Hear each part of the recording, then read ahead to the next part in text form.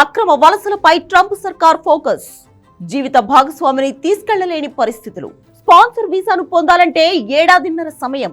ఇంటర్వ్యూలో కఠిన ప్రశ్నలు వేస్తున్న కాన్సులేట్ అధికారులు. మనీ ట్రాన్స్ఫర్ రసీదులు, కాల్ లాగ్ సమర్పించాల్సిందే.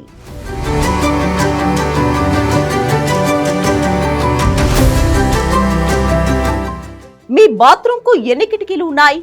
మంచం మీద ఎటువైపు పడుకుంటారు? ఇవేంటి సిల్లీ ప్రశ్నలు అనుకుంటున్నారా?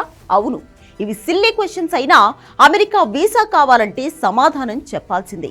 ఏమాత్రం తేడా వచ్చినా మీ వీసా కథ కంచికి చేరినట్లే.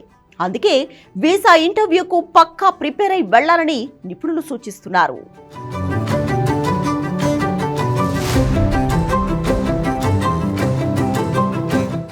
తమ జీవిత భాగస్వామితో కలిసి ఉండాలని ఎంతో మంది కళ్ళు కంటారు.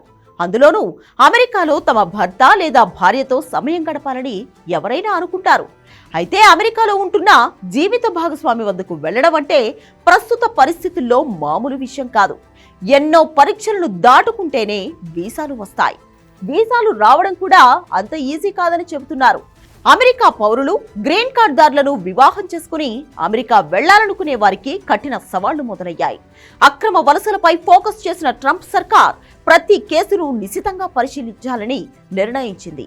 వివాహ మోసాలు అరికట్టడానికి అమెరికా కఠిన చర్యలు తీసుకుంటోంది. దీంతో గతంలో మాదిరిగా తేలిగ్గా ఉండే ఇంటర్వ్యూలు, అనుమతులు ఇచ్చే సమయం ముగిసిపోయింది. ఇప్పుడు వివాహ బంధానికి సంబంధించిన మరిన్ని ఆధారాలను ఇమిగ్రేషన్ అధికారులకు సమర్పించాల్సి ఉంటుంది.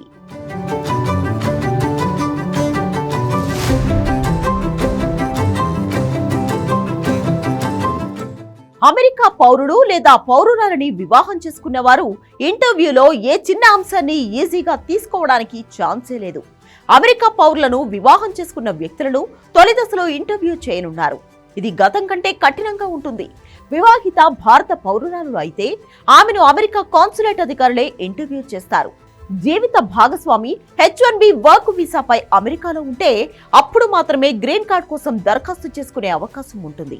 గ్రీన్ కార్డ్ కోసం దరఖాస్తు చేసుకున్న వారికి అమెరికా పౌరసత్వం, ఇమిగ్రేషన్ సేవల అధికారులు ఇంటర్వ్యూ చేస్తారు. ఇంటర్వ్యూకు హాజరయ్యేవారు అన్ని పత్రాలను సమర్పిస్తే అధికారులు సాధ్యమైనంత వేగంగా అనుమతి ఇచ్చే అవకాశం ఉంది. సమాధానం చెప్పడంలో తడబడితే ఇక అంతే సంగతులు. సంబంధిత దరఖాస్తులు బ్లాక్ లిస్ట్ లో పెడతారు.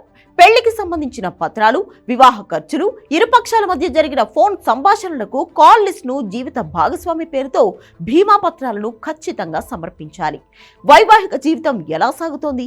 జీవిత భాగస్వామి ఇప్పుడు ఎక్కడ ఉద్యోగం చేస్తున్నారు? నెలకు శాలరీ ఎంత? జీవిత భాగస్వామి విద్యార్హతలు ఏంటి? ఇద్దరిలో ఎవరు ముందు నిద్రలేస్తారు, ఎవరు ముందుగా పడుకుంటారు వంటి ప్రశ్నలు అడుగుతారు. అంతేకాదు, జీవిత భాగస్వామికి ఫుడ్ ఎలర్జీ ఉందా, మీ బాత్రూమ్ కి ఎన్ని కిటికీలు ఉన్నాయి వంటి సమాధానాలు చెప్పాల్సి ఉంటుంది.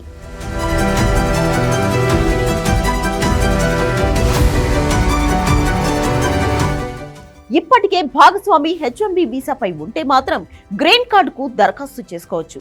అప్పుడు అమెరికా సిటిజన్షిప్, ఇమిగ్రేషన్ సర్వీసెస్ అధికారుల ఇంటర్వ్యూ ఉంటుంది. అమెరికా పౌరులు తమ జీవిత భాగస్వామికి స్పాన్సర్ చేస్తున్నట్లు వీసాను పొందాలంటే ఫామ్ I-130 అనుమతి పొందడానికి 14 నెలల సమయం పట్టనుంది. ఆ తర్వాత 3.5 నెలలకు ఇంటర్వ్యూ పూర్తయ్యే అవకాశం ఉంది. ఈ ప్రక్రియ మొత్తం ముగియడానికి 17 నుండి 20 నెలలు సమయం పట్టనుంది. F-2A గ్రీన్ కార్డ్ కేటగిరీలో భారీగా బ్యాక్లాగ్స్ ఉంటున్నాయి.